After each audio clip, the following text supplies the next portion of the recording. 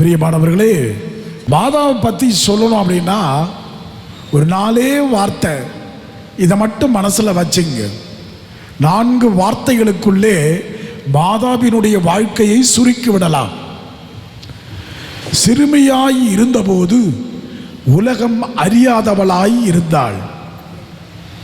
சின்ன வயசுல உலகம் தெரியல, ஆனா இப்போ இங்க உட்காந்துருக்குத சின்ன புள்ள, அதுக்கு எல்லாம் தெரியும். நீங்க பெத்து வளர்க்குறீங்களே, 3 வயசு 4 வயசு 5 வயசு, அது உங்களுக்கே அறிவுரை சொல்ற மாதிரி கிளவி மாதிரி பேசுது, தாத்தா மாதிரி பேசுறான், எல்லாம் தெரிஞ்ச மாதிரி. அதனால தான் ஒரு தடவை தாத்தா என்ன பண்ணாரு, பேத்திக்கு என்ன தெரிய போகுதுன்னு சொல்லி பேத்தியை கூப்பிட்டார். எம்மா ஸ்கூலுக்கு போறியான்னாரு. ஆமாம் தாத்தா. நானும் கூட வரட்டுமா? வா தாத்தா. அந்த பிள்ளை பெரிய பேக் ஒன்று மாட்டிக்கிட்டு கிடக்கும். ஸ்கூலுக்கு போகும்போது ஒரு பெரிய லக்கேஜ் இல்லையா, அது பெரிய லக்கேஜ் ஒன்று மாட்டிக்கிட்டு இருக்கோம். இந்த கையில் சோறு, இந்த கையில் தண்ணி. சோத்து பேக்கு புக்கு பேக்கை விட பெருசாக இருக்கும். இப்போ இன்றைக்கி இருக்கிற பிள்ளைங்களாம் அப்படி தான் தூக்கிட்டு போகுது இல்லை. காலையில் சோத்து பேக்கு ஒன்று, இன்னொன்றுத்தில் தண்ணி, அதை 2த்தையும் எடுத்துக்கிட்டு பின்னாடி பேக்கு. தாத்தா பார்க்குறாரு, என் பேத்தி எவ்வளவோ கஷ்டப்படுது, சின்ன வயசில் அவ்வளோ பெரிய சுமையை சுமந்துக்கிட்டு போகுது. அப்போ தாத்தா கேட்குறாரு, அம்மா அந்த பேக்கை கொடுக்குறியா, நான் எடுத்துகிட்டு வரேன். வேணா தாத்தா. சரிம்மா அந்த சாப்பாட்டு பேக்கையாவது கொடுக்குறியா? வேணா தாத்தா. சரி அந்த தண்ணி பேக்காவது கொடுக்குறியா? வேணா தாத்தா. என்னம்மா பேசுது. நானும் உன்னை கட்டி வச்சிருக்கிறேன் என் மனைவி, அது என்ன ஒரே கொடுமை பண்ணுது. என் குழந்தைக்கு என்ன நல்ல மனசு, தாத்தாவுக்கு பாரம் கொடுக்கக்கூடாதுன்னு எல்லாத்தையும் சுமந்து நடக்குது அப்படின்னு அவர் நினச்சி முடிக்கிறதுக்குள்ள அந்த பேத்தி சொல்லுது, எல்லாத்தையும் நான் தூக்கிக்கிறேன், என்ன நீ தூக்கிக்க தாத்தா அப்படின்னு. ஆக பிரியமான பிள்ளைகளே, இந்த காலத்து பிள்ளைகள் எல்லாம் பாரங்களை நம்மீது சுமத்துபவர்களாக இருக்கிறார்கள் இல்லையா. அந்த சின்ன குழந்தைக்கு இவ்வளோ விவரம் தெரியுது.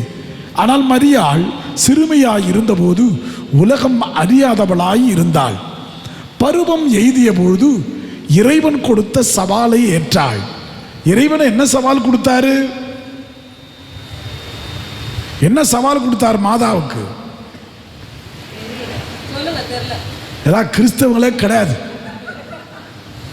மாதாவை பத்தி தெரியவே இல்லை. என்ன சவால் மாதாவுக்கு? ஏங்க 13 வயசுல ஒரு குழந்தைய பெத்து கொடுக்க சொல்றாரு, அதை விட என்ன சவால்? அதான் ஏதாவது நற்செய்தி வாசிப்பாங்க, அருள்மிக பெற்றவளை வாழ்க, ஆண்டவர் உம்முடனே, கிறிஸ்துவின் நற்செய்தி, கிறிஸ்துவ உமக்கு புகழ். அது என்ன ஏது, அதனுடைய விளக்கம் என்ன, அர்த்தம் என்ன? அப்படியேப்பட்ட மனிதர்கள் வாழ்க்கையில் கஷ்டப்படுவாங்க. நான் தான் சொல்றேன், உங்க மனைவியை பற்றி உங்களுக்கு எதுவுமே தெரியாது. எப்போ உன்னை கழட்டி விட போகுதுன்னு தெரியுமா? தெரியாது. உங்க ஹஸ்பண்டை பற்றி உங்களுக்கு தெரியுமா? அவர் வெளியில ஒரு ஹஸ்பண்டுக்கு ஒரு அம்மா ஃபோன் பண்ணுது, எங்க இருக்கிறீங்க? ஒரு 6-7 மணிக்கு மேலே வரலன்னா அந்த வாய்ஸ் அதிகமாகிடும். காலையில் பேசும்போது எங்க போயிட்டு வாங்க அப்படின்னும், சாயந்தரம் அந்த ஆள் கரெக்ட் டைமுக்கு வரலன்னா எங்க இருக்கிறீங்க, அது கேட்டாலே அவருக்கு ஒரு மாதிரியா இருக்கும். ஆனால் நல்ல புருஷன் கரெக்டாக ஹேண்டில் பண்ணுவார். ஏம்மா செல்லாம் 10 நிமிஷம் வந்துடுறேன். அந்த ஆள் 10 மணிக்கு தான் வருவான். இது ஒரு கேனன்னு தெரியும், இதுகிட்ட எப்படி பேசினா அமைதியாகும்னு தெரியும்.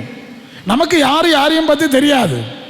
நம்ம பிள்ளை எங்கே ரிஜிஸ்டர் மேரேஜ் பண்ணிக்கிட்டு நம்ம கூட இருக்கிறதுன்னே தெரியாது. அந்த மாதிரி ஒரு உலகத்தில் வாழ்ந்துக்கிட்டு இருக்கீங்க. ரொம்ப சர்வசாதாரணமான வேர்ல்டு கிடையாது இது. யார் என்ன ஏமாத்துறாங்கன்னு உனக்கு தெரியாது.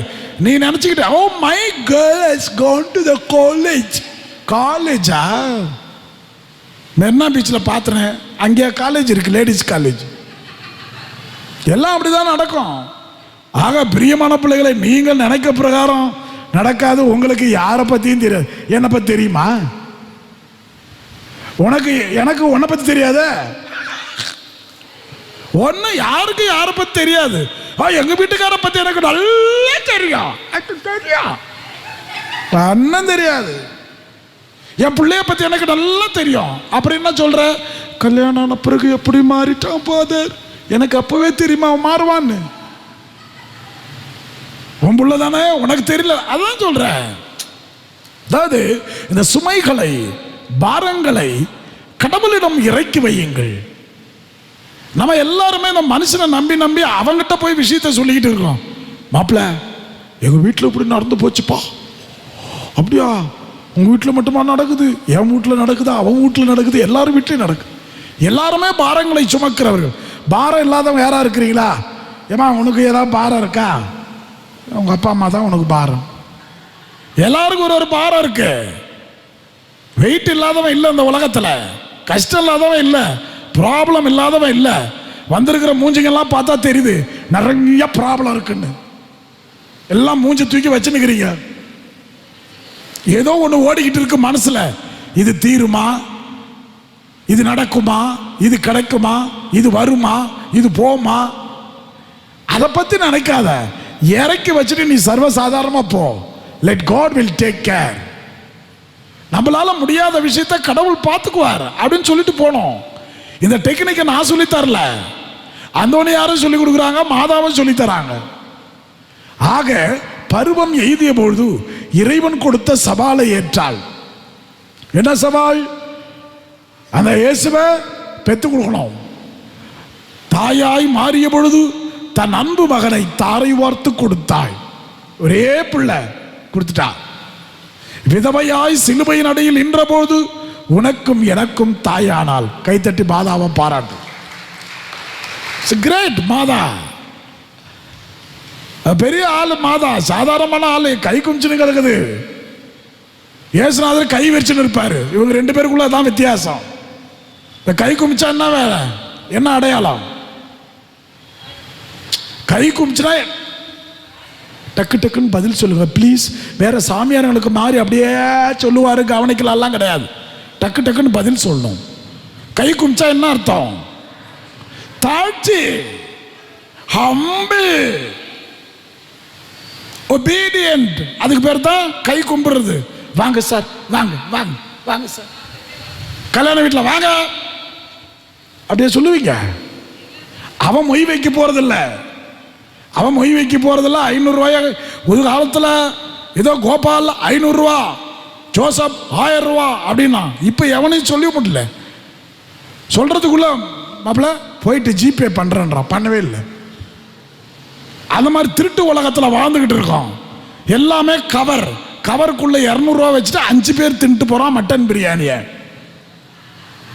ஒரு காலத்தில் ஓப்பனா இருந்துச்சு. 1000 ரூபாய் அப்படி கொடுத்துட்டு ஒருத்தன் சாப்பிட்டு போவான். இப்போ 200 250 குடும்பத்துக்கு கணக்கு போட்டு ஒரு ஆளுக்கு 50 ரூபா போயிடுறான். எவன் கொடுத்தா எப்ப கொடுத்தான்னு தெரியல. ஆக நம்ம வாழ்ற உலகம் ஒரு சர்வ சாதாரணமான உலகம் கிடையாது. ப்ளீஸ் தெரிஞ்சுங்க எல்லாத்தையும். Everything is covered. Everything is covered. Not only money, all the feelings have been covered, and all our actions have been covered. எல்லாமே covered. இப்போ உங்க வீட்டுக்காரருடைய தங்கச்சி வீட்டுக்கு வருது. உங்க மனைவி எப்படி இன்வைட் பண்ணோம்? சும்மா ஒரு எக்ஸாம்பிள். நாத்தன் 6 உள்ள வருது. இப்போ இந்த அம்மா அந்த அம்மாவை எப்படி இன்வைட் பண்ணோம் சொல்லுங்க. நீங்க தானே பண்றவங்க. அப்படியே ஒரு மாதிரி பாக்குறீங்க. இவங்க கூப்பிடாம கூட வரும். சும்மா கிடையாது. இவங்க கூப்பிடுறாங்களா வாங்கோ வாங்கோ வாங்கன்னு. என்ன போய் பேசுது பாரு இந்த கோயரில் உட்காந்து. ஃபுல்லாக பொய் கும்பல் அது. வாங்கோ வாங்கோன்னு கூப்பிடுவாங்களா இவங்க. அதனால தான் அது வரவே மாட்டேங்குது. ஆக வாங்கன்னு கூப்பிடுவோம். வாங்கக்கா வாங்க. அந்த மூஞ்ச பாருங்களேன். வாங்கக்கா வாங்க வாங்க அப்படி சொல்லிட்டு வீட்டுக்காரர்கிட்ட போயிட்டு உங்க அக்கா இங்க முன்னாடி வாங்க, இங்க போங்க. தாங்க மனுஷன். உள்ளொன்று வைத்து புறமொன்று பேசும் மனிதர் கூட்டம். இப்ப கூட நிறைய பேர் என் பிரசங்கம் பிடிச்ச மாதிரி தலையாட்டுறீங்க. உள்ளுக்குள்ள வேற மாதிரி நினைக்கிறீங்கன்றது எனக்கு தெரியும். இவன் பேச்சு வித்தியாசமாக இருக்கிறது, இவன் பேச்சு அதிகாரத்தோடு இருக்கிறது, இவன் பேச்சு சாதாரண சாமியார்கள் மாதிரி இல்லையே, இவன் கையில ஏதோ போட்டுக்கொண்டு மந்திரம் பண்ணுகிறானே அப்படிலாம் நினைப்பீங்க. I don't care, I don't care. எல்லாம் கண்டவனும் சொல்றதெல்லாம் கேட்டுக்கிட்டு இருந்தா வாழ முடியாது ஐயா. என் வழி தனி வழி, நம்ம வாழ்ந்துட்டு போயிட்டே இருக்கணும். அவன் இவன் இவன் இவன் பார்த்துக்கிட்டு இருந்தேன்னு வச்சுக்க வாழ முடியாது. அதான் மாதா பார்த்துச்சு. கபிரியேல் தூதர் ஏதோ வந்து சொல்லுச்சு, அருள்மிக பெற்றவளை வாழ்க, ஆண்டவர் உம்முடனே பெண்களுக்குழு. மாதா கேட்ட முத கேள்வி என்னது?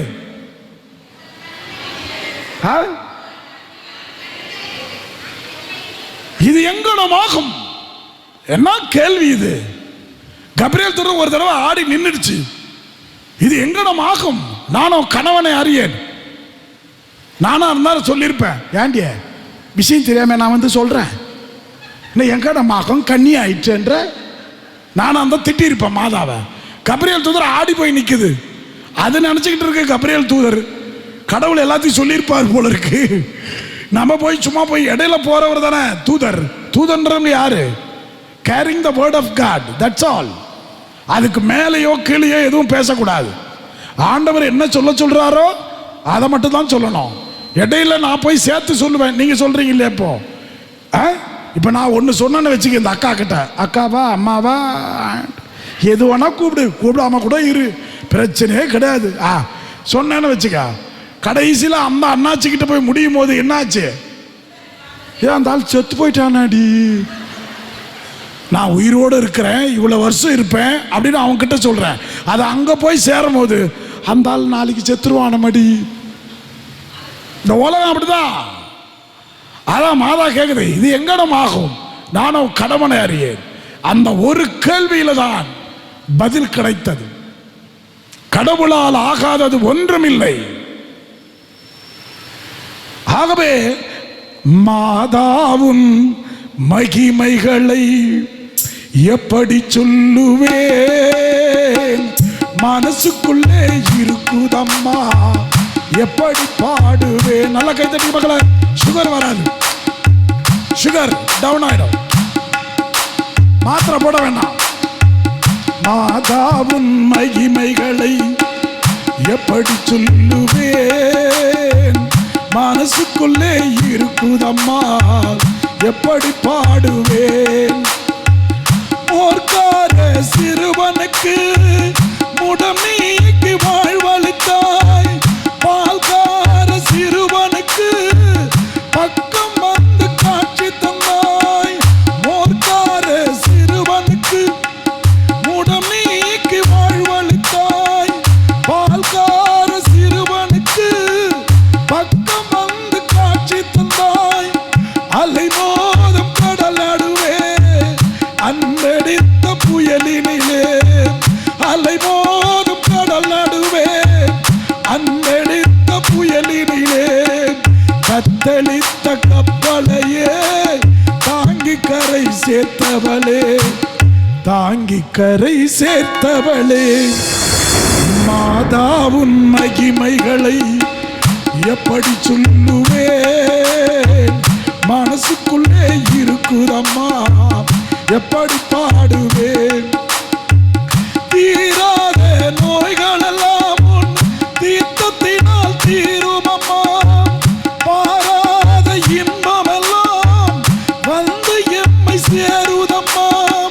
தீராத நோய்களெல்லாம் உன் தீர்த்தத்தினால் தீருமம்மா, பாராத இன்பமெல்லாம் வந்து எம்மை சேருதம்மா. பாராளும் என் தாயே, ஆரோக்கிய மாதாவே, பாராளும் என் தாயே, ஆரோக்கிய மாதாவே. தாராயோ உன்னருளை தஞ்சமம்மா நீ எனக்கு, தஞ்சமம்மா உன்மடியே. மாதாவும் மகிமைகளை எப்படி சொல்லுவேன்? மனசுக்குள்ளே இருக்குதம்மா, எப்படி பாடுவேன்? மரியாள் நமக்கு சொல்லித் தருகிற ஒரு மேலான பாடம், இறக்கி வை. மாதா சுமக்காத ஒரு சிலுவையா நீ சுமந்து கொண்டிருக்கிறாய்? எவ்வளவு பெரிய அவமானத்துக்குரிய ஒரு செயல்! கணவனையே தெரியாமல் கருதாங்குவது எவ்வளவு பெரிய துரோகம் உலகத்தின் பார்வையில். அத மாதா எல்லாத்தையும் சரண்டர் ஆகுது. யாருகிட்ட? இதோ உமது அடிமை, உமது திட்டத்தின் பிரகாரம் எனக்கு நடக்கட்டும். இங்கதான் நம்ம மாதா கிட்ட கத்துக்க வேண்டிய ஒரு மிகப்பெரிய பாடம். திட்டம், சித்தம் இல்லையா? ஒரு குடுகுடுக்காரன் வருவான் அவங்க வீட்டுக்கு, பார்த்துருக்கிறீங்களா? என்ன பார்க்குறீங்க? நான் குடுகுடு மாதிரியா இருக்கிறேன். அவன் வருவான், அவங்களுக்கு சொல்லுவான், விடிய காலில் மார்கழி மாசத்துல ஒரு மாதிரி மீச கீசெல்லாம் வச்சுக்கிட்டு ஒரு மாதிரி வருவான், தொப்பி கிப்பெல்லாம் போட்டுக்கிட்டு, நல்ல காலம் பிறக்குது, நல்ல காலம் பிறக்குதுமா. இங்க இருக்கிற யாருக்காவது நல்ல காலம் பிறந்துச்சா? அவனுக்கே பிறக்காம தான் அவன் காலையில் சொல்லுங்கிறான். இதையும் அதை நம்புது பாரு. இங்க மாதா சொல்றான், உனக்கு நல்ல காலம் பிறக்கணும்னா don't carry anything, just leave it to Jesus, that's all. Praise the Lord. அப்படியே போடு ஆண்டவர்கிட்ட. இங்க பார், இந்த மனைவியை நீ கொடுத்த பார்த்துக்க, போக்கு சரியில்லை, பேச்சு சரியில்லை, நீ பார்த்துக்க. இந்த வீட்டுக்காரன் குடிகார பாவி, வேட்டி கூட ஒழுங்கா கட்ட தெரியல, பரவாயில்ல, உங்க திட்டம் இருந்துட்டு போட்டோம். புள்ள கொடு புள்ள கொடுன்னு சொன்னேன், 2 கொடுத்த, உன்னை முட்டை கண்ணு உன்னை ஆந்த கண்ணு, பரவாயில்ல, உங்க திட்டம் நிறைவேற்றும் அப்படி சொல்லணும். இதே தாமஸ் மண்ட ஆஸ்பத்திரியில் படுத்து கிடந்தேன். யாராவது ஒரு ஆள் வந்தீங்க, நவம்பர் மாசம், தெரிஞ்சா என்ன பண்ணுவீங்க? ஆரஞ்சு பழம், திராட்சை பழம், எதெல்லாம் என் தொண்டையை அடைச்சு நான் செத்து போறணும் அதை வாங்கிட்டு வந்து வச்சிருப்பேன். ஒருத்த சிக்கா இருக்கிறானே, அவன் என்ன சிக்கு, அவன் என்ன சாப்பிடுவான், என்ன திம்பான், என்ன குடிப்பான், அது ஒண்ணுமே தெரியாது. எப்போ வாங்கலாண்டியா 2 சப்பாட்டா, அங்க ஃபாதர் எப்படி இருக்கிறீங்க பார்த்தா தெரியல உனக்கு. இதான் மனுஷன், சும்மா சும்மா வெத்து வேட்டு. நான் நம்புறதே கிடையாதுங்க. என்னுடைய கஷ்டத்தெல்லாம் ஆண்டவர்கிட்ட மட்டும்தான் சொல்லுவேன். மனுஷங்கிட்ட சொல்லி என்னங்க பிரயோஜனம்? அவனும் கஷ்டத்தில் இருக்கிறான். கஷ்டத்தில் இருக்கிறவங்கிட்டே கஷ்டத்தை சொன்னா நல்லதா? ஏற்கனவே சுமந்துக்கிட்டு இருக்கான், அவங்ககிட்ட போய் சொல்லாமா? சொல்லாம வேணாவா? அதுக்கு என்ன பெரிய சீரியஸான பதில் வருது? சொல்லக்கூடாதுங்க. அது கணவனாக இருந்தாலும் சரி, மனைவியாக இருந்தாலும் சரி, பிள்ளைகளாக இருந்தாலும், உன் சுமைகளை அவர்கள் மீது இறக்காது. ஏனென்றால் ஏற்கனவே அவர்கள் சுமை தாங்கி. எல்லாரும் சிலுவையை சுமந்து கொண்டுதான் உட்கார்ந்து கொண்டிருக்கிறீங்க. எல்லாருக்குள்ள ஒரு வருத்தம், ஒரு வேதனை, ஒரு கண்ணீர் எல்லாம் இருக்கு. அதோட தான் வந்திருக்கிறீங்க. வயசான காலத்தில் புள்ள சரியில்லை, மருமக மதிக்க மாட்டேன்றா, அப்படிதான். அதான் ஒருத்தன் பார்த்தான், அம்மா கிட்ட வந்தான், அம்மா இந்த புடவை வச்சுக்கோ. என்னடா என்னடா என்னடா 3000 ரூபா வச்சுக்கோ வச்சுக்கோ. என் மனைவி கேட்டா 300 ரூபான்னு சொல்லிடு. ஓகே, நீ வச்சுக்கோ நீ வச்சுக்கோ சொல்லிட்டான். கோழப்பயலுவா இன்னைக்கு இருக்கிறவனுங்கெல்லாம். கல்யாணம் மட்டும் அப்படி பயந்து ஏன்டா வாழணும் வாழ்க்கை? அதெல்லாம் நான் சாமியார் ஆயிட்டேன்னு பயமே கிடையாது, பயமே கிடையாது. நீ எங்க வேணா போடு, என்ன எங்க வேணா இருக்கிறேன். பாலைவனத்தில் போட்டாலும் சேட்டுக்கு ஃப்ரெண்ட் ஆயிடுவேன், அது அரேபியன் ஷேக்குக்கு ஃப்ரெண்ட் ஆயிடுவேன், எங்க போட்டாலும். அதான் ஒரு மனுஷன் தான் அப்படிதான் இருக்கணும். ஆக மனைவி கிட்ட அம்மா கிட்ட சொல்லிட்டான், பயந்தாங்கொல்லி. மனைவி கிட்ட போனான், இந்த புடவை 3000 ரூபா வச்சுக்கோ, அம்மாவுக்கு தெரியக்கூடாது. கேட்டா 300 ரூபான்னு சொல்லிடு. ஓகேவா? ஓகே. அப்படியே தடப்படலாம். அம்மாவும் மனைவியும் கவனிக்குது. யார? ஒருதான் 3000 வாங்கி கொடுத்துக்கிறாரு. ஒரே சந்தோஷமா சாப்பாடுக்கு போட்டெல்லாம் போட்டு தின்னுன்னு கிடக்குறான். அந்த நேரத்தில் போன் வருது. மனைவி அப்பதான் கறி குழம்பு ஊத்துது. அந்த நேரத்தில் ஃப்ரெண்டு போன் பண்ணிட்டான், ஏங்க நீங்க சாப்பிட்டுனே இருங்க, போன் உங்க ஃப்ரெண்டு பண்றாரு, எடுக்கட்டுமா? எடு எடு எடு, நல்லா தின்றாரு, எடு எடு, ஸ்பீக்கர்ல போடு, அவன் என்ன பேசுறான்னு கேட்போம். இவன் பம்ப விலை கொடுத்து வாங்குறான். டே ரமேஷா, நேத்து 2 புடவை 300 ரூபான்னு வாங்கினிய, நீ எந்த கடையிலடா வாங்கின அப்படின்ட்டான். தட்டை எடுத்துட்டு அம்மா போயிடுச்சு, கரண்டை எடுத்துட்டு பொண்டாட்டி போயிடுச்சு. இவன் கட்சியில் தரைய தடவுறான். தேவையா உனக்கு? என்ன பயம் வாழ்க்கையில்? ஆக பிரியமான பிள்ளைகளை, சுமந்து வா, இளைப்பாறு, ஆண்டவர்கிட்ட உன் பாரங்களை வை. மனுஷங்கிட்ட போய் சொல்லாத, இல்லையா? அவங்கிட்ட சொன்னா வேஸ்ட். தெரியுமா அந்த அக்கா வீட்டில் தேவையா உனக்கு? இல்லையா? நான் ஏற்கனவே ஒரு கதை சொன்ன பத்தியா? நம்ம வீட்டு பிரச்சனை நமக்குள்ளே இருக்கணும். அந்தோனியாரை கூட சொன்னாங்க. அந்தோனியார் ஒரு குருப்படத்துக்கு போறாரு. அவர் ஒரு பார்வையாளராக போகிறார். திடீர்னு அங்க வந்த ஆயர் அந்தோனியார பிரசங்க வையிட்டாரு. அந்தோனியார் பார்க்கறதுக்கு ஒரு ஏமாளி மாதிரியா இருப்பார். இந்த காப்பி கலர் ட்ரெஸ்ஸை போட்டுக்கிட்டு ஒரு ஏமாளி மாதிரி இருப்பார். ஒரு மாதிரி கட்டிங் பண்ணிக்கிட்டு, எந்த சலூன் கிட்ட போனாருன்னு தெரியாது. அந்த மாதிரி ஒரு கட்டிங் போட்டுக்கிட்டு உட்காந்து இருப்பார். ஏமாளி கோமாளி மாதிரி. ஏமாந்த ஆளுகிட்ட தானே சொல்லுவான். இப்ப நிறைய பேருக்கு நான் ஒரு ஏமாளி ஃபாதர் இல்லையா? சரி, ஓகே. யூதாஸ் அமைதியா. ஆக சொன்னாங்க, ஆண்டவர் சொல்றாரு, இந்த பாவம் அந்தோனியார் வருத்தமா உட்காந்துக்கிறாரு அங்க, என்ன பிஷப் பண்ண போறாருன்னு. ஏய், நீ தான் பெருசா? நானா? அவரும் சொல்லி இருக்கலாம், இது எங்கனம் ஆகும், நானும் பிரசங்கம் தயார் பண்ணவில்லையே. சொல்லி இருக்கலாம், யாருக்கு தெரியும்? ஐயோ, நான் ரெடி இல்லையே, என்ன தூக்கி போடுறாங்களப்பா, சாமி என்னை காப்பாத்து அப்படின்னு அவர் பேசி இருக்கலாம். ஆனால் மரியாளுக்கு கிடைத்த அதே ஒரு வார்த்தை தான் இவருக்கும் கிடைக்கிறது. அந்தோனியார் அதை ஏற்றுக்கொள்கிறார். கடவுள் மேல பாரத்தை போட்டு பேசுறாரு. மற்ற சாமியாரெல்லாம் சிரிக்கிறான். அந்தோனியார் என்னத்தை பேச போறான், உளர போறான். இன்னைக்கு அந்தோனியார் மாட்டான் அப்படின்னு எல்லாரும் நினைக்கிறாங்க. அந்தோனியார் தன் வாயை திறந்தார். அது வரைக்கும் அமைதியாக உலாவி வந்த ஒரு குரு, யாரிடமும் அதிகம் பேசாத ஒரு குரு, வாயை திறந்து பேசுகிறார். மடை திறந்த வெள்ளம் போல தேவனுடைய வார்த்தைகள் கொப்பளித்துக் கொண்டு வருகிறது.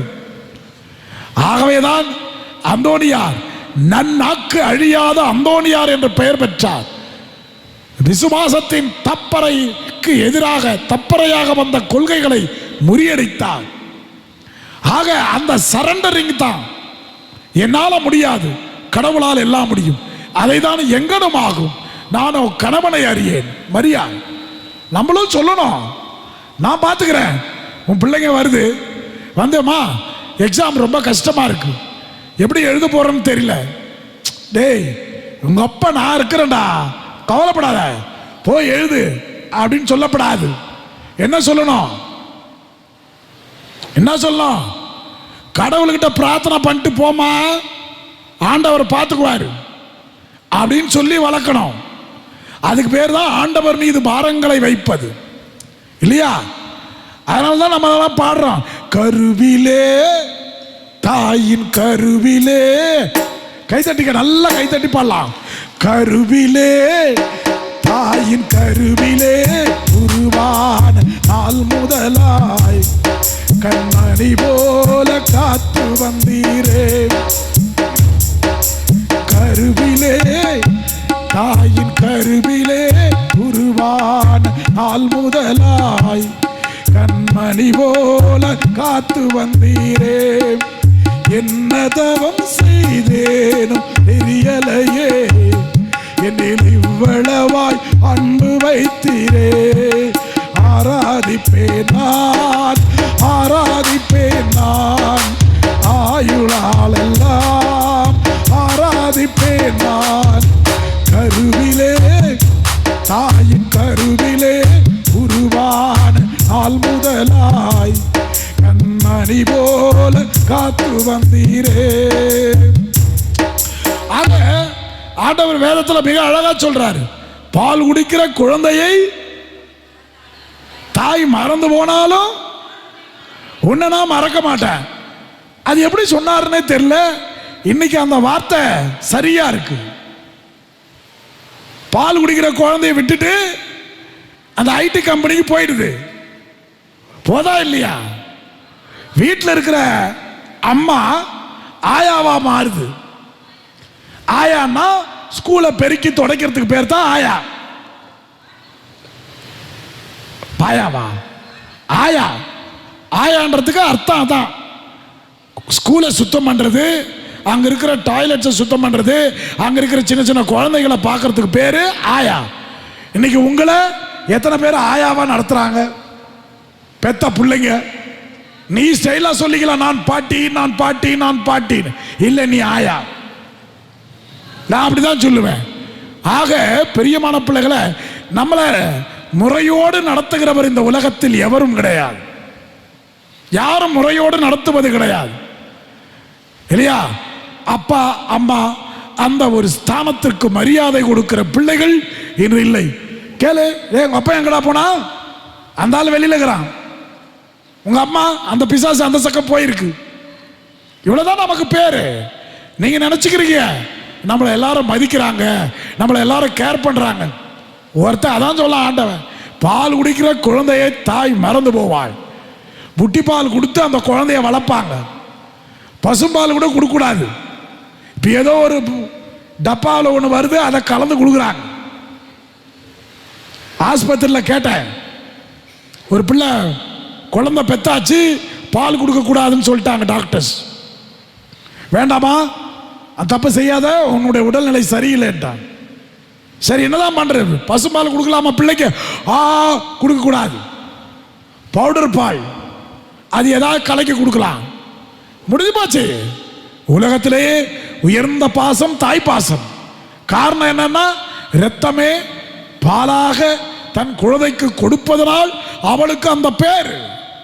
அல்ல, அது கூட போயிடுச்சு. அதை விட்டுட்டு பாட்டிலில் பவுடர் போட்டு கலக்கி அதை அங்கே போய் இங்க அந்த குழந்தை என்ன ஆச்சு ஏதாச்சு? பைசா முக்கியம் இல்ல, பைசா முடிஞ்சு போச்சு. இல்ல, ஏசுநாதர் சொன்னது, கடவுள் சொன்னது உண்மையாயிடுச்சு. அவ்வளவுதான். என்னுடைய தேவனுடைய வார்த்தை உயிர் உள்ளது, ஆற்றல் மிக்கது. கரெக்டா சொல்லிடுச்சு. தாய் மறந்தாலும் நான் மறப்பதில்லையே, தந்தை வெறுத்தாலும் நான் உன்னை வெறுப்பதில்லையே. அதான் ஆண்டவர். அதான் மரியாள் தன்னுடைய தாய்க்கும் தகப்பன கூட சொல்ல, மா இந்த மாதிரி கப்ரியேல் தூதர் வந்தாருமா, இப்படி எல்லாம் சொன்னாருமா சொல்லிச்சா? அவங்க அம்மா யாரு? பேருனா அண்ணாள். யாரு? உங்க வீட்டு பெரியம்மாவா? புனித அண்ணாள். அண்ணாளு. அப்புறம் அவங்க அப்பா பேரு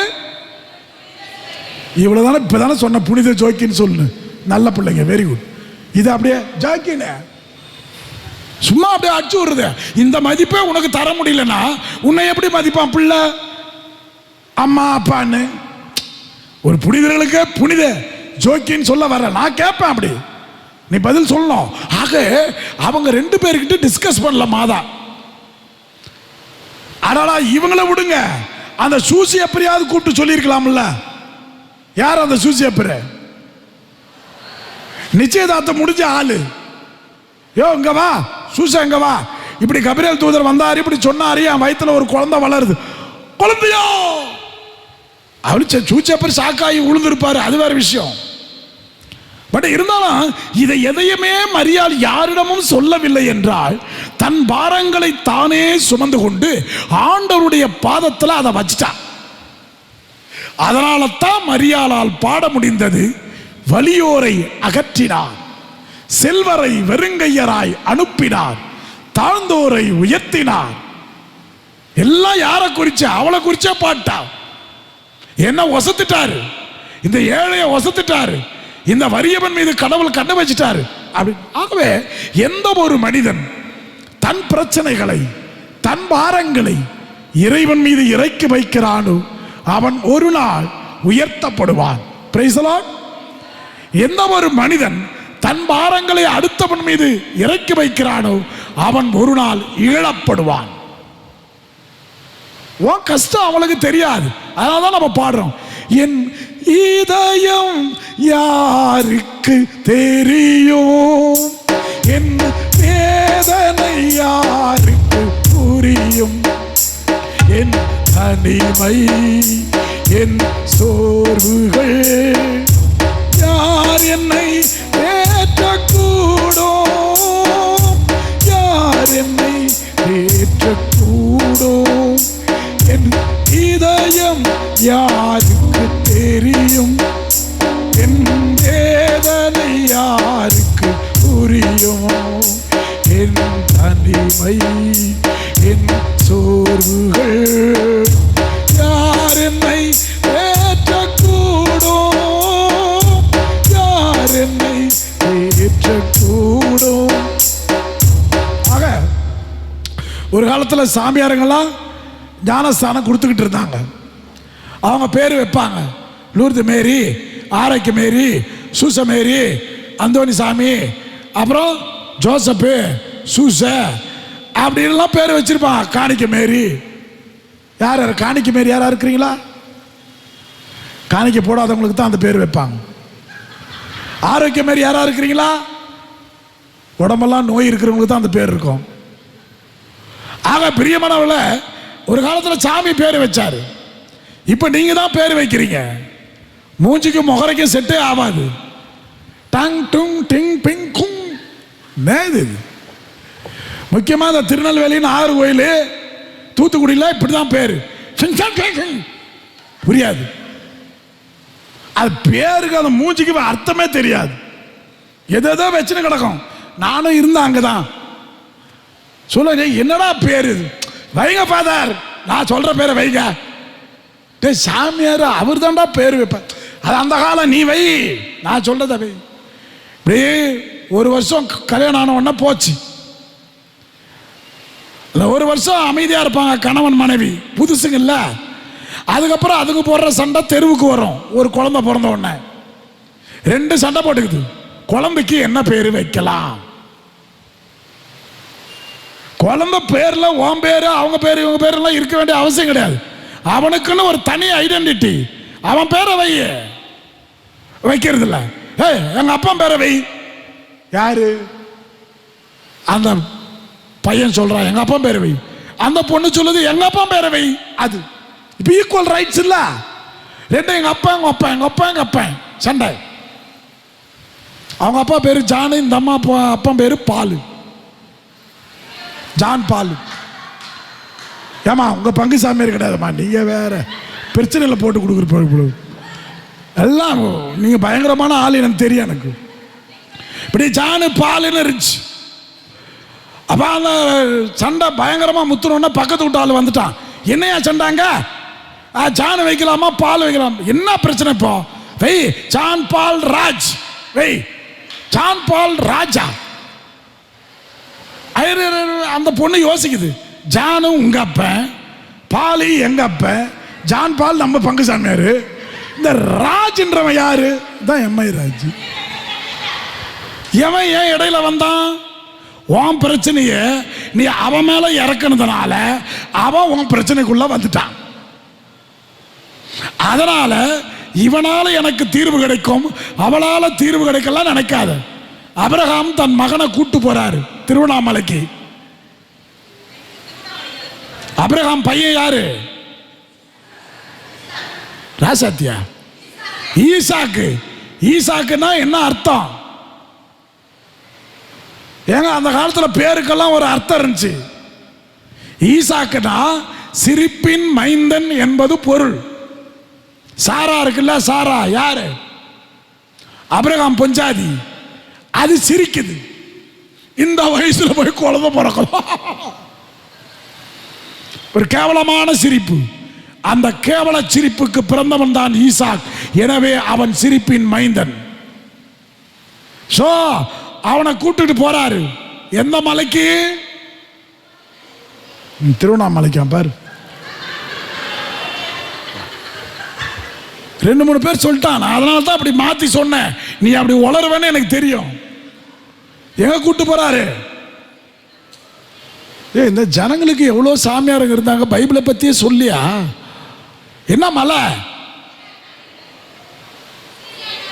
வயநாடா? வயநாடு முடிஞ்சிச்சுடா கதை.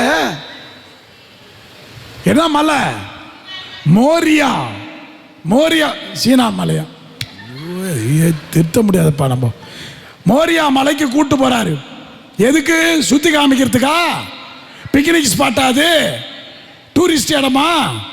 கூட்டு போறாரு அவனை வெட்டுறதுக்கு. கூட்டு போகும்போது பையன் கேட்கறான், என்ன மாதிரி ஒரு அறிவாளி, என்ன மாதிரி ஒரு துடுப்பு, அப்படியே துருன்னு என்ன மாதிரியே, என்ன பிரச்சனை உங்களுக்கு? அப்படி இருப்பான். அவன் கேட்கறான், டாடி விறகு இருக்கு, நெருப்பு இருக்கு, கத்தி இருக்கு, பலிப்பொருள் எங்கே? Where is the victim? கேட்கறான், எங்க? இப்ப நீ அந்த இடத்துல இருந்தேன்னா என்ன பதில் சொல்லியிருப்பேன்? எழுத்து விட்டன்னு வச்சுக்க, அதிக பிரசங்கித்தனமா பேசாதவா அப்படின்னு சொல்லுவேன்.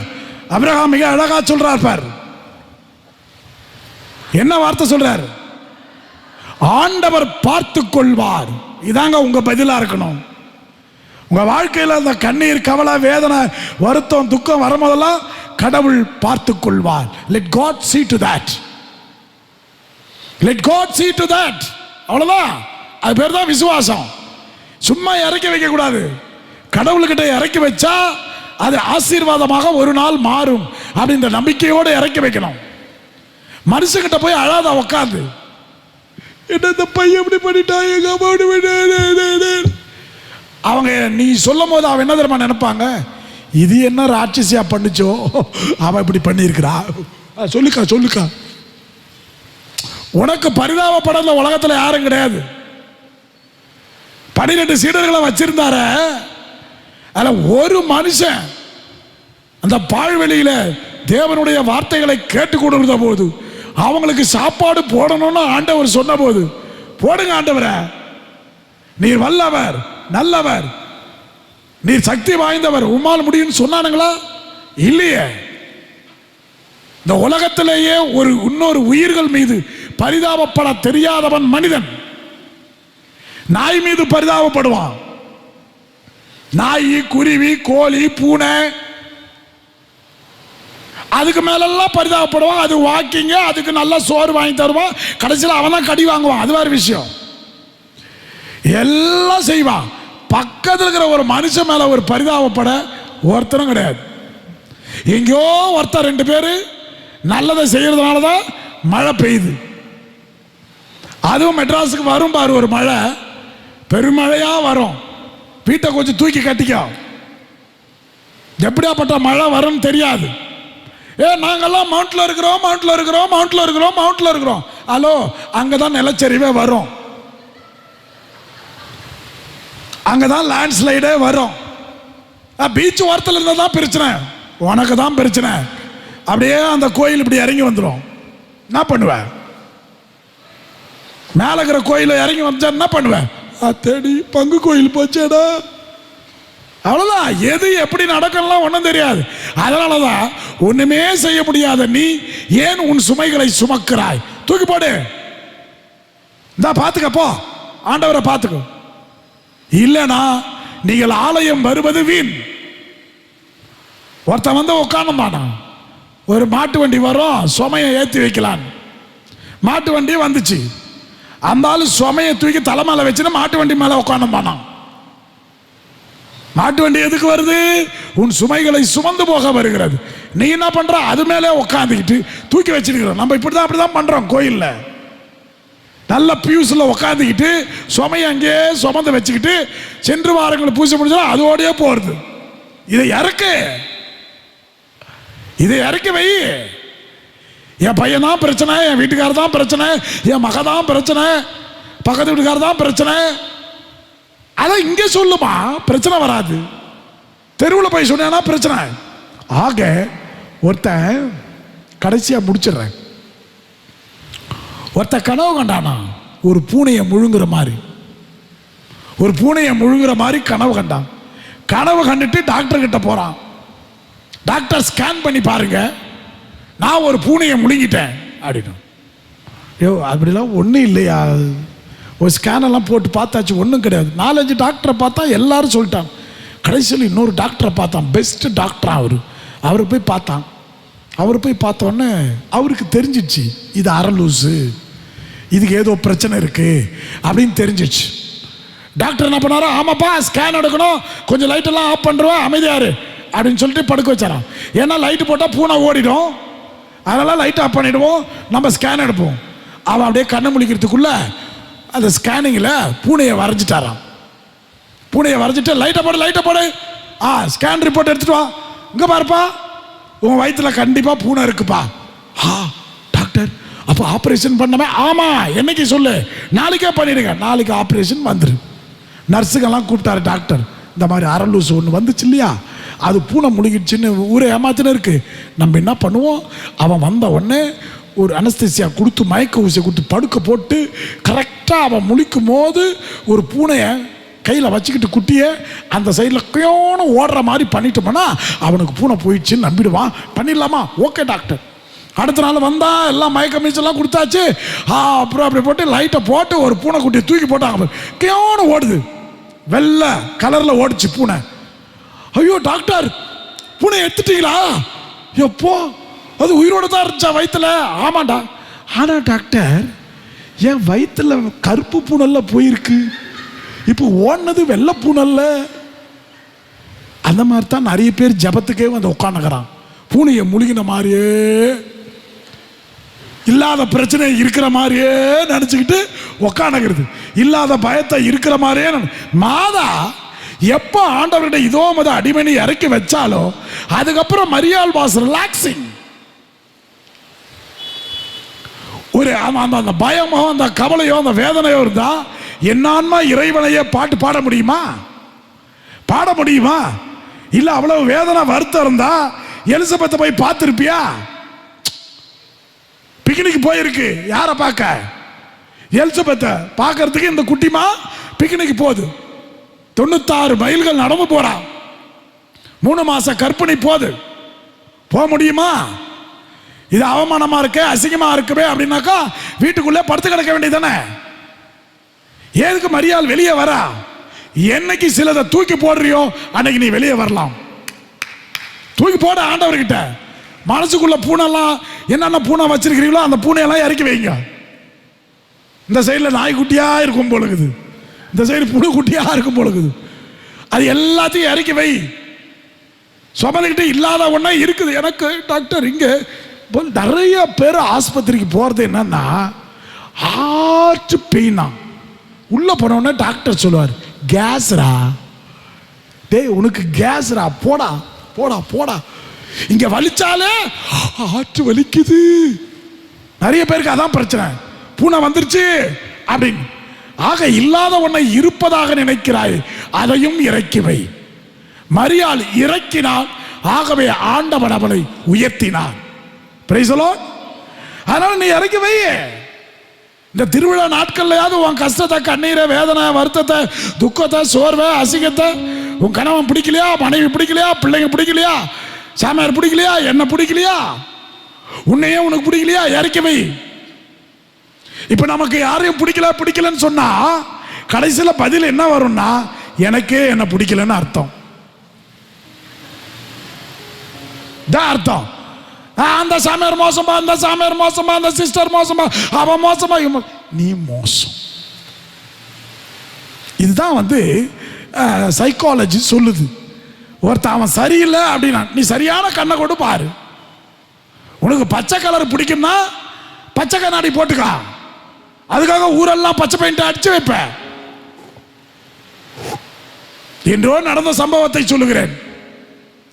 ஆக உனக்கு என்ன பிடிக்குமோ அதை செய். அதுக்காக ஊரையே மாத்தணும்னா முடியாது. ஆகவே பிரியமானவர்களே, நீங்கள் அழுவதற்கும் துன்பப்படுவதற்கும் காரணம் இறக்கி வையுங்கள். நான் ஆஸ்பத்திரியில் சொன்ன ஒரே வார்த்தை, தபார் ஆண்டவரே உனக்கு என்ன வேணும்னா வச்சுக்கோ, இல்லையா தூக்கு. தேவையே கிடையாது. நீங்க என்ன நினைச்சுக்கிறீங்க, ஐயோ நான் இருந்தாதான் என் குடும்பம் ஓடும். சத்தியமா சொல்றேன், நீ போய் சேரு, குடும்பம் நல்லா இருக்கும். நிறைய பேர் வீட்டில் பேசிக்கிறது, ஐயோ நான் இல்லைன்னா என் பையன் கல்யாணத்தை யார் நடத்துவான், அவன் ஜாம் ஜாம்னு 2 பொண்ணோட கல்யாணம் பண்ணிக்கின்னு வாழ்வான், அவனுக்கு பிரச்சனையே நீதான். நிறைய நினைக்காதீங்க. மனிதர்களுக்கு நீ தேவையில்லை, கடவுளுக்கு தேவை என்பதனால உன்னை வச்சிருக்கிறாரு. கொரோனா வந்துச்சே, உன்னை தப்பிக்க வச்சிருக்கிறார் ஆண்டவர். இருந்தா இருந்துட்டு போ, இன்னும் ஒரு 4 வருஷம் இருந்து குப்பையை கொட்டு அப்படின்னு ரொம்ப நினைச்சுக்காதீங்க. நான் ரொம்ப பாடியில் ரொம்ப ஸ்ட்ராங்கா இருக்கிறேன், அதனால நான் கொரோனாவில் தப்பிச்சிட்டேன் நினைக்காத. இப்போ ஒன்று வருதான், இப்போ வந்துனுக்குதான், நான் சரியா வருது இல்ல, அது வரும். அது வந்துச்சுன்னா அடுத்த வாரம் நான் செவ்வாய்க்கிழமைக்கு வரும்போது யாரும் இருக்க மாட்டீங்க, நான் மட்டும்தான் வருவேன். ஆக பிரியமானவர்களே, நான் வாழ்கிறேன் என்று சொல்லாதே, அவர் வாழ வைக்கிறார் என்று சொல். Praise the Lord. நான் சிரிக்கிறேன் என்று சொல்லாதே, அவர் சிரிக்க வைக்கிறார் என்று சொல். Praise the Lord. ஆனால் நாளைக்கு நல்ல மனைவி கிடைத்திருக்கிறாள், நல்ல மனைவியை கொடுத்திருக்கிறார், நல்ல கணவர் கிடைச்சிருக்கிறார் அப்படின்னு சொல்லாத, நல்ல கணவரை கொடுத்திருக்கிறார். ஏன்னா உன் மூஞ்சிக்கு நல்ல கணவரே அமையாது. இதுல வேற அவங்கிட்ட வந்து சொல்லின்னு இருப்ப, மதுரையில பார்த்தாங்க, எல்லா இடத்துல பார்த்துட்டு தான் இங்க வந்து மாட்டினடி பாவி அப்படி. ஆக பிரியமான பிள்ளைகளே, கடவுள் நம்மை அன்பு செய்வதனால் சொல்லுகிற மிகப்பெரிய பாடம், இறக்கி வையுங்கள், மரியாதை போல ஆர்ப்பரித்து பாடலாம். Praise the Lord. அதான் அந்த திருவிழா நாட்களை மாதா கிட்ட கத்துக்கிறது. இதோ உமது அடிமை, நீ என்ன பண்றியோ பண்ணிக்க போ அப்படின்னு சொல்லி கடவுள்கிட்ட டோன்ட் கேர் அப்படின்னு பண்ணிட்டு போங்க. என்ன போகும்போது என்ன சொல்லிட்டு போனோம், இங்க பார் நான் கேட்டனா, கருவிலே தாயின் கருவிலே உருவா நாள் முதலாய், அதான் அவரு தானே உன்னை கொண்டு வந்தாரு, அவர் பார்த்துக்குவாரு, தூக்கி போட்டு போங்க. நகைய சொல்லமா, உங்க வேதனை வருத்தம் கலக்கம் சோர்வு சுமை எது மன கஷ்டமா இங்க வச்சுட்டு மரியாள் சொல்லி கொடுக்கிற மிகப்பெரிய பாடம். நீ வேளாங்கண்ணி கொடி ஏத்தம் போனாலும் பிரயோஜனம் இல்லை, கொடி இறக்கிறத பார்த்தாலும் பிரயோஜனம் இல்லை, இறக்கு, ஏறி வந்து இறக்கு, அதுக்கு தான் கொடின்னு அர்த்தம். என்னது ஏறணும், எங்க ஆண்டவர்கிட்ட ஏறி வரணும். இப்ப ஏறி வந்தியா இல்லையா, ஏறி வாயா, ஏறி வாயா, வந்தியா, இப்ப ஏறி வந்துட்ட, இறக்கி வச்சுட்டு போ, வாழ்க்கை ஆசீர்வாதமா இருக்கும். கொடி ஏற்றம் இரக்கம், அந்த மாதிரி வாழ கத்துக்கணும். இதை விட்டுட்டு நான் எவ்வளவு கஷ்டப்படுற தெரியுமா, அக்கா அக்கா உனக்கு தெரியுமா, அண்ணா உனக்கு தெரியுமா, நான் ஏண்டி தெரிஞ்சுக்கணும், அத நீ எவ்வளவு கஷ்டப்பட்ட எனக்கு என்ன, என் கஷ்டமே அதிகமா இருக்கு, அவனுக்கு அவன் பிரச்சனை அதிகமா இருக்கு, இங்க உன் பிரச்சனை கேட்க எவனும் ரெடியே இல்லை. சாமியார்கிட்ட போய் ரொம்ப நேரம் பேச முடியாமா, எனக்கு அடுத்த வேலை இருக்கு நீ கிளம்பு சொல்றாரு. நீ போய் பேசி பாரு, ஃபாதர் எனக்காக 1 மணி நேரம் வந்து பேசுறீங்களா, என்கிட்ட சொல்லி பாரு, 1 செகண்ட் இருக்க மாட்டேன், போய் கோயிலில் போய் ஜெபம் பண்ணு போ, அங்க போ, நானே இங்க இது இருக்குது அங்க இருக்குது இங்க இருக்குதுன்னு பிரச்சனை இருக்கிற என்கிட்ட வந்து சொல்லின்னு கிடக்குற, அவர்கிட்ட இறக்கவே இரக்கம் உள்ளவர். சும்மா அவர் என்கிட்ட பேச மாட்டார், இவர் என்கிட்ட பேசக்கூடாது, பேச முடியாது, இவ்வளவுதாங்க மனுஷன். உன்னை யார் எதிர்பார்க்க சொன்னது, எதிர்பார்க்காத. சின்ன வயசுல எல்லாரும் நம்ம கிட்ட கொஞ்சம் குழாவாங்க பேசுவாங்க, காலு ஆட ஆட பல்லு ஆட ஆட தொட ஆட ஆட ஆட ஆட ஆட போய் சேர வேண்டியதுதான். அதே மாதிரியே உன் புள்ள உங்ககிட்ட பேசுவானா, ஹாய் மாமி ஹவ் ஆர் யூ அப்படிலாம், என்ன சாப்பிட்டியா, அப்போ உட்காரு, இப்போ டாக்டர் கிட்ட போக சொன்ன போனியா, அவன் மூஞ்சே ஒரு வெறுப்பா இருக்கும் உன்னை பார்க்குறப்போ, அது மாறும், அவ்வளோதான். இதெல்லாம் ஆண்டவருக்கு நான் ஸ்தோத்திரம் பண்றேன், ஆண்டவர் எனக்கு கல்யாணம் ஆகாததுக்கு நன்றி. ஆக வாழ்க்கையில் இப்படியெல்லாம் இருக்கும், அந்த சுமைகளை எல்லாம் இங்கே இறக்கவை, யாருக்கிட்டே இறக்க முடியாது, யாரும் உன்னை சுமக்க முடியாது. உன்னால 3 வயசு பையன் வேளாங்கண்ணிக்கு நடந்து போய் மடிப்பிச்சை கேட்டு ஒரு பிள்ளைய பெத்த, அந்த குழந்தைக்கு 3 வயசு ஆகுது, 3.5 வயசு ஆகுது. அது இன்னைக்கு இருக்கிற பர்கரையும் சிக்கன் 65 தின்னுட்டு குண்டு சட்டி மாதிரி இருக்கு. ராசா ரோசா அப்படின்னு சின்ன வயசுல கொஞ்சம் மாதா கொடுத்தது, செல்வம் கொடுத்தது, ஆண்டவர் கொடுத்தது, கொடுத்தது கொடுத்தது சொல்லிக்கிட்டு 3 வயசு பையன் உன் மேல வந்து விழும்போது என்ன சொல்லுவ? வாடா, இங்க விழு, இங்க விழு, இங்க விடா, எங்க வேணா விழுடா சொல்லுவியா? என்ன சொல்லு? எருமை எப்படி வந்து விழுது பாரு. இதே வாய்தான் ராஜா, இதே வாய்தான் தேனே மானே. இந்த கல்யாணம் ஆன புதுசுல எல்லாம் இந்த டயலாக் வரும். அதனால தான் எந்த கல்யாணத்துக்கு நான் போய் தாலி எடுத்து கொடுக்கறது இல்லை. பிரசங்கம் மட்டும் வச்சுட்டு வந்துடுவேன். ஏதாவது இருந்தா இவர் தான் பண்ணி வச்சாருன்னுவா. எனக்கு எதுக்குடா வம்பு சாமி? பிரசங்கம் சொல்லி அறிவுரை சொல்லி எப்படி ஒன்னா இருக்கணும்னு நான் சொல்றேன். எடுத்து கொடுக்குற வேலைலாம் வேணாம். அது வேற சாமியார் வருவார், அவர் பார்த்துக்குவார். நீ கூட முதல்ல நான் ஸ்டேஷன்ல வந்து நிற்க முடியாது, ஏத்துக்கோ. ஆக பிரியமான பிள்ளைகளை, இதை தொடர்ந்து ஆண்டவரிடத்தில் முழு சரணாகதி அடைந்து எல்லாத்தையும் இறக்கி வச்சுட்டு லெஸ் லக்கேஜ் மோர் கம்ஃபர்ட், லெஸ் லக்கேஜ் மோர் கம்ஃபர்ட். லக்கேஜ் எல்லாம் இறக்கி வச்சுட்டு ஜாலியா போ. என்ன நீ சுமக்க தேவையில்லை. எவனா சொல்லுவானா? இப்போ உங்க வீட்டுக்காரர் உன்னை தூக்கிட்டு நடப்பாரா? ஒரு ஸ்டெப்பு வருவாரா உன்னை தூக்கிட்டு? அந்த ஆளு கால் ஒடிஞ்சு அவன் ஊனமா போயிடுவான். ஏன்னா ஒன்னும் ஒரு சைஸ்ல இருக்கு. 80 தூக்குது கிலோ, 75 கிலோக்கு மேல தான் இருக்குது எல்லாம். இல்ல நீ அந்த ஆளை தூக்கிடுவியா? செத்துட்ட. யாரும் இங்க தூக்கி சுமக்க முடியாது. தூக்கி சுமக்கிறவர் ஒருவர் தான், ஆண்டவர். ஆண்டவருக்கு நீ சுஜிப்பி, மாதாவுக்கு நீ ஒண்ணு இல்ல, என் புள்ள என் பையன் அப்படிதான். அவங்கள தூக்க சொல்ல, அவங்கள கொஞ்சம் சொல்ல, அவங்க மத்தியில இரு. சும்மா இருக்கிற நேரத்தில் சுந்தரி சீரியல் ஆஃப் பண்ணு, சும்மா பைபிளை எடு வாசி, சும்மா ஆண்டவருடைய பாட்டை கேளு, ஏதாவது ஒரு பிரசங்கத்தை போட்டு கேளு.